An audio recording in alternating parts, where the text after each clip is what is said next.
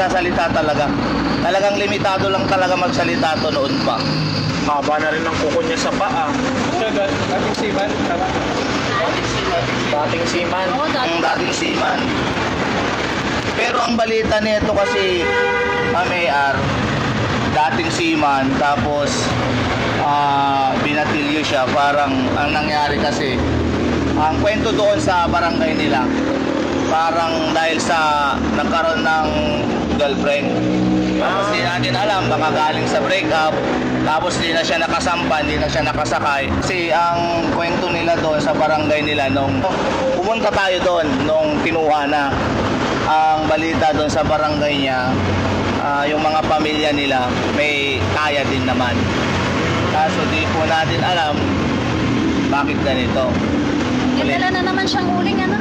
Dati ganun din yun eh, uling din. Ito sa kanya siguro. Siguro, Paano tayo sa Mayor, gagawin natin? managawagan na lang po tayo sa pamilya na dating kumuha sa kanya. Baka hindi nila alam kung nasaan si Kuya Eugene. Oo. Yun na lang siguro. Ayan mga kababayan, si Tata Eugene. Ma'am. Ay, oo. Opo, Tay.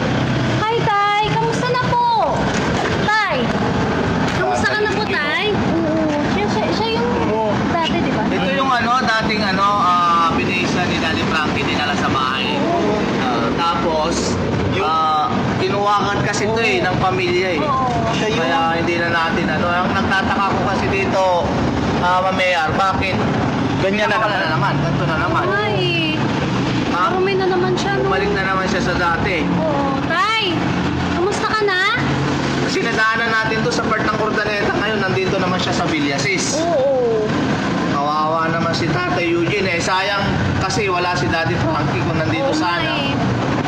Pwedeng Para mabisan siya ulit, no? Kasi mga kababayan, nadaanan lang po namin si Tata Eugene dito sa kahabaan ng Villasis.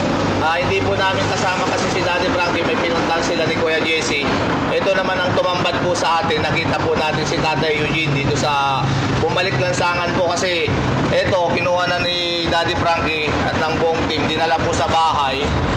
Tapos pinaliguan, pinakain. Tapos hindi po tumagal kasi ito eh. Ginupitan pa to mga kababayan. Oo. Tapos kinuha po ng pamilya niya, nagtataka po kami, nakita namin siya ngayon. Hindi po tayo pwedeng magkamali kasi ito talaga si Tata Eugene. Siguro guys, bigyan na lang natin siya ng pagkain. Tay, kumain ka na? Tay? Tay, kumain ka na po? Ha? Anong kinain mo? Tay?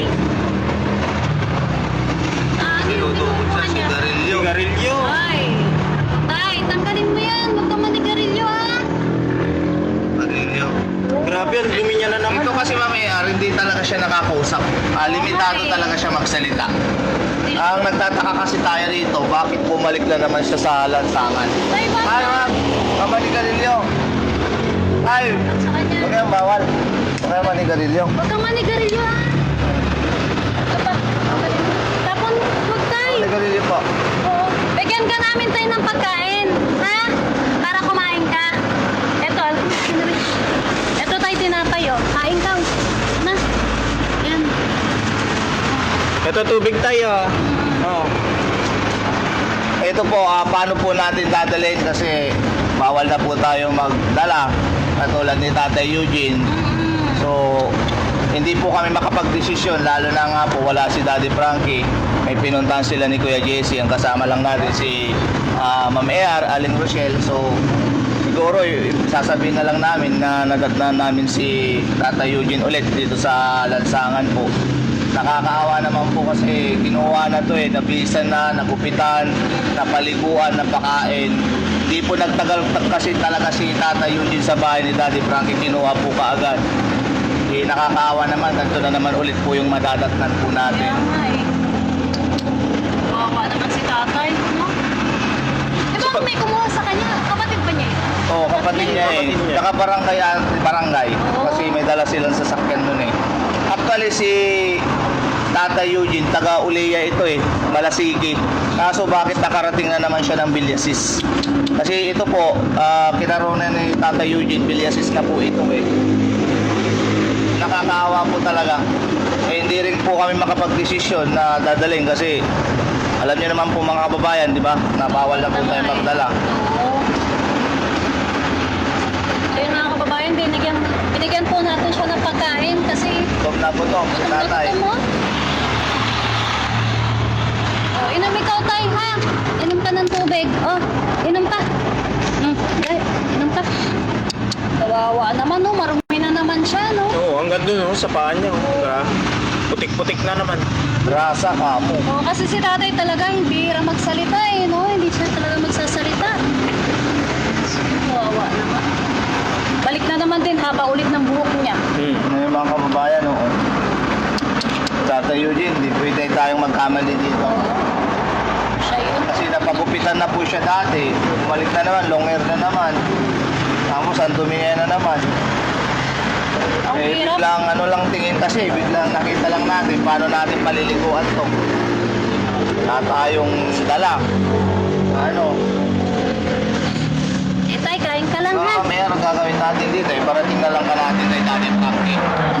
Kasi wala naman tayong ano, kundi magbigay lang ng makakain niya. Oo nga eh. Hindi rin pwede nating bigyan ng pera. Diba? Saka hindi rin niya na maano yung sa pera. Puro ano yun naman ng pagsalita tay. No? Karilyo. Huwag kang bibili, huwag kang maninigarilyo tay. Ha?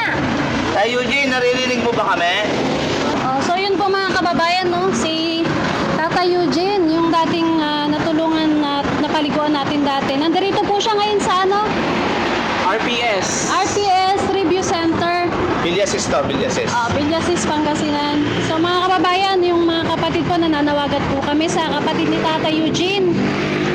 Baka sakaling hinahanap nyo siya. Ito po, nandito na naman siya po sa ano?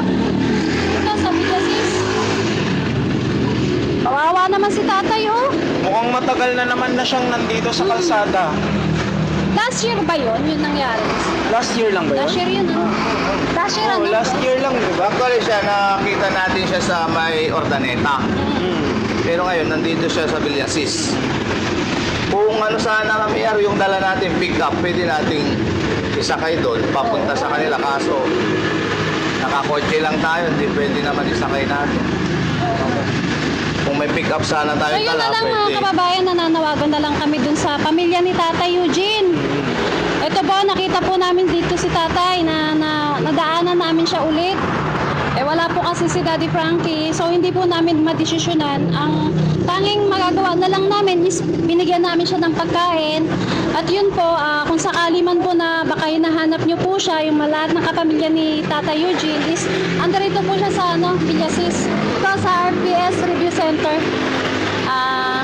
Kung may time po kayo ma'am, sir, panawagan ko lang na baka kaya niyong mapuntahan dito si Tata Eugene.